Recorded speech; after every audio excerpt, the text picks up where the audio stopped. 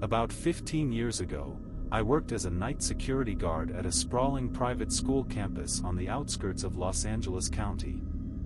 I was a full-time college student juggling two jobs, and this one seemed like the perfect fit: quiet nights, predictable routines, and plenty of time to study in between patrols. The campus was enormous, with several buildings, playgrounds, and parking lots. It had two main entrances, the busier West Gate and the more secluded North Gate, which was usually closed after hours. The north side of the property always felt different, though, a bit isolated, a bit darker. On the north side, there were a few old trailer buildings that had been bought second-hand and converted into classrooms. They were run down and constantly needed repairs, especially one trailer that seemed to be a magnet for problems. Lights flickered unpredictably, the door locks never held, and odd noises, tapping, creaks, or even faint voices, were frequently reported by staff. From my very first night on the job, I couldn't shake the feeling that something was off about that particular trailer. Whenever I patrolled near it, a heavy, oppressive sensation would wash over me, like someone, or something, was watching me. It wasn't the kind of fear you could easily brush off. The sensation stayed with me even after I left the area, making the hair on my neck stand up and my stomach churn. I wasn't alone in feeling this way. Every guard on the team had their own unsettling experiences near the trailer. In fact, it became something of a rite of passage to assign new hires to patrol the north entrance and the trailers on their first night without telling them what to expect. Without fail, they would report feeling uneasy or try to avoid getting too close to that specific building. Some even admitted to parking their vehicles facing away from the trailer, as if to avoid having to look at it. One of the more frustrating aspects of the job was that we had to ensure every building was locked before our shift ended. If a door was unlocked, we were required to go inside and check that no one was trespassing or staying there. As you can imagine, this made the north trailer a frequent source of anxiety for the team. One night, during a routine patrol, I noticed that the door to the troublesome trailer was slightly ajar. I distinctly remembered locking it earlier in my shift, so my stomach sank as I realized I'd have to investigate. I radioed another guard to meet me there for backup, not wanting to go inside alone. When my partner arrived, we entered the trailer together, our flashlights cutting through the dark, musty interior. The air inside felt thick and heavy, and the faint smell of old wood and stale air was almost suffocating. We moved cautiously, checking every corner, every desk, and every closet. At first, everything seemed normal, no sign of anyone having been there. But as we moved deeper into the trailer, small details began to catch my attention. Chairs were slightly pulled out, as if someone had just been sitting there. Desks were slightly misaligned, not in the neat rows they'd been arranged in earlier. As we prepared to leave, a loud, deliberate creak echoed through the room, like someone stepping on the wooden floor behind us. We both froze, turning our flashlights toward the source of the sound, but there was nothing there. The air felt colder now, and an unexplainable tension seemed to fill the space. Then came the sound that still haunts me to this day. It started as a faint whooshing noise, like air moving quickly above us. It grew louder, racing across the ceiling tiles, coming closer and closer until it stopped directly above us. Silence followed, heavy and oppressive, as if the building itself was holding its breath. We stood there, frozen, unable to move or speak. The sound had been too distinct to ignore, too deliberate to explain away. My partner finally broke the silence, whispering, "Let's get out of here." We bolted for the door, not bothering to look back. Once we were outside, we tried to rationalize what had happened. The AC system was off, and even if it hadn't been, the ductwork didn't extend to that part of the trailer. There was no logical explanation for what we'd heard or felt. From that night on, I avoided the north trailer whenever I could. If another guard offered to take over that part of the patrol, I didn't hesitate to let them. I'm not saying the trailer was haunted, but there was something about it, something that didn't belong. Even now, years later, I can still remember the feeling of being watched, the sound of footsteps on the floor, and that rushing noise above the ceiling. Whatever it was, it left a mark that I'll never forget. I grew up on a farm in a small rural town, nestled far from any neighbors. It was the kind of place where you could hear the wind howling at night and the rustle of leaves in the trees, but everything else was still. Our house sat at the end of a long dirt road, with a heavy iron gate at the entrance, and beyond it, the rolling hills and thick forests of the countryside. My parents were the quiet type, keeping to themselves mostly, and that meant we didn't have a lot of visitors. But that also meant that we didn't have much security to protect us. When I was 19, after my parents went out of town for a week-long vacation, I took the responsibility of watching over the house and making sure everything was okay. With the house standing alone in the middle of nowhere, I knew that break-ins and vandalism were a real possibility, especially since the nearby town was known for a group of troubled teens causing trouble in the rural areas. It was a regular night when I first noticed something was wrong.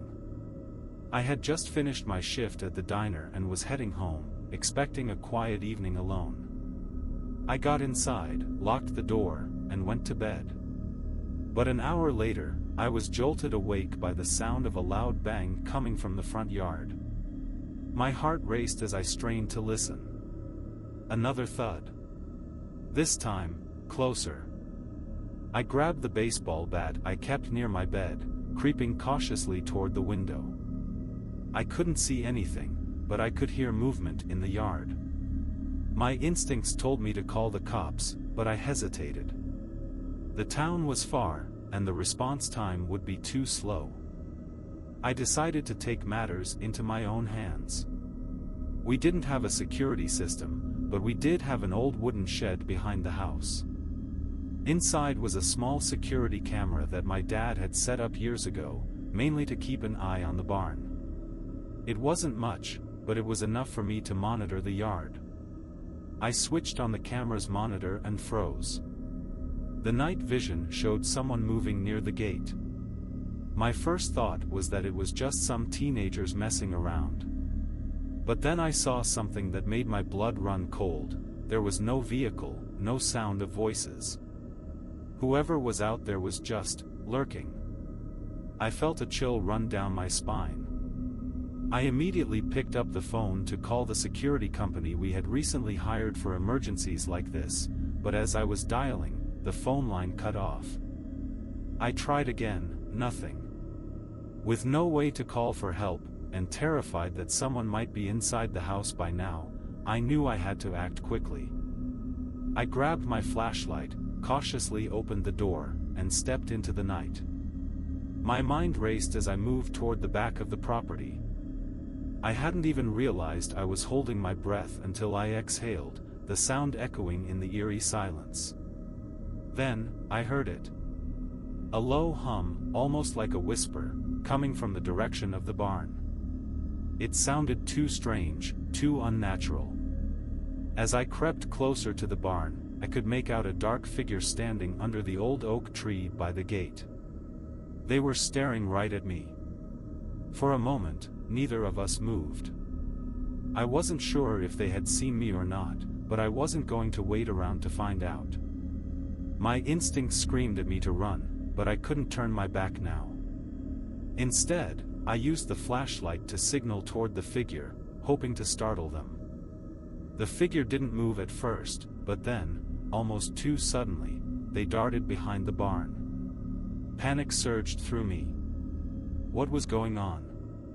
Why wasn't I hearing footsteps? I rushed back inside the house, locking the doors behind me and turning on every light in the house. I ran upstairs to check all the windows. Everything was silent. That's when I realized the camera was no longer working. The screen had gone blank. Something was terribly wrong. My thoughts raced, trying to make sense of the situation. I needed to make sure the gates were secure and that nothing had been tampered with. As I got closer to the gate, I saw that it had been cut, the lock shredded open. The heavy iron gates had been breached. There was no one in sight. I sprinted back to the house to check the cameras again. This time, I was able to get a clear image of a man standing in front of the house, watching it through the front door. I felt a cold sweat dripping down my back. Whoever it was, they had been watching me for a long time, waiting for the right moment to strike. With my pulse pounding in my ears, I made a plan. I couldn't wait for the authorities, I had to protect myself. I grabbed my phone again and managed to get through to the security company, explaining everything. They promised to send someone right away, but I knew it could be too late. As I waited, I heard footsteps approaching the front door. Without a second thought, I grabbed the shotgun my dad had kept by the fireplace. I positioned myself near the door, waiting for whatever was about to come next. Then, the door handle turned. Slowly, slowly. I raised the gun, my heart thundering in my chest. But just as the door creaked open, a voice called out from the darkness. "Hey, it's just me." I froze. It was my uncle, the security guard we had hired for emergencies like this. His face was pale, his expression grim. He had been keeping an eye on the property that night, but it looked like he had barely gotten there in time. The intruder had managed to escape, but the whole ordeal had left me shaken to my core. I didn't sleep that night, or the night after that.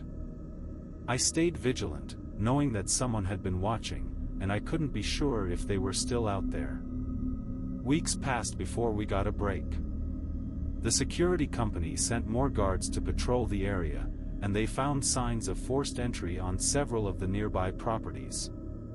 The man who had been watching me was caught, but I couldn't shake the feeling that I had narrowly escaped something far worse.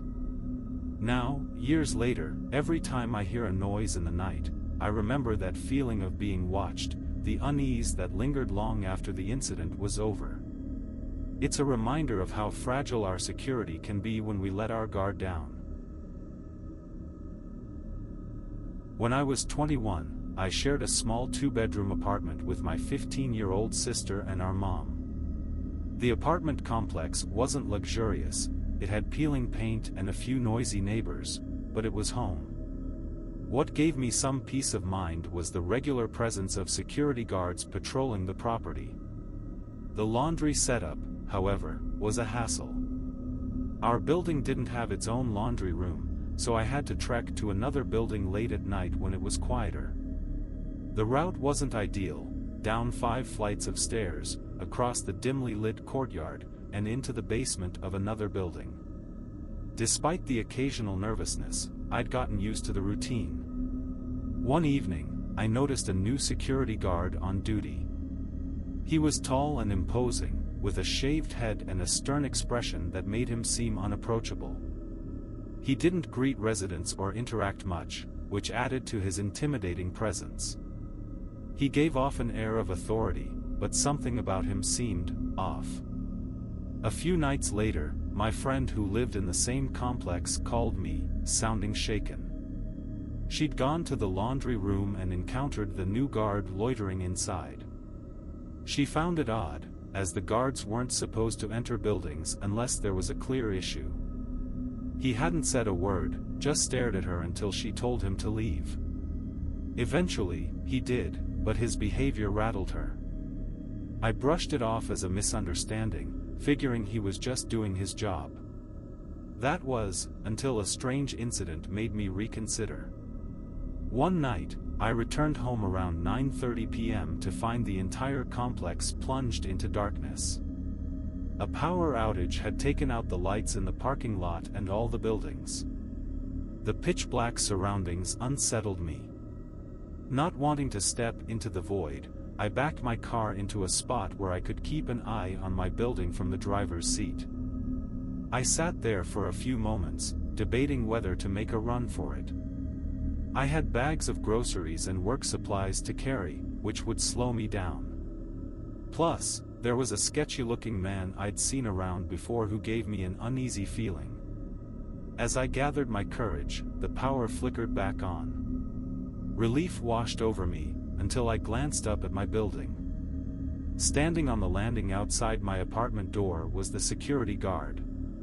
His posture was tense, his head tilted forward like he was listening through the door. There were 3 other apartments on that floor, but he was fixated on ours. I froze, gripping my car keys tightly as I watched him linger there for what felt like an eternity. Then, without warning, he turned and walked slowly down the stairs, his footsteps echoing in the now quiet building. Shaken, I called my mom, who thankfully picked up this time. I told her what I'd just seen, and she hurried down to meet me. Together, we went inside, locking the door behind us. She immediately contacted building management to report the incident. After that night, the guard disappeared. I don't know if he was fired, reassigned, or quit, but I never saw him again. Later, I learned that other residents had also reported strange encounters with him. It's a chilling reminder that positions of trust, like security or maintenance, can sometimes attract the wrong kind of person. While most people in these roles are hardworking and honest, a bad apple can turn a sense of safety into something sinister.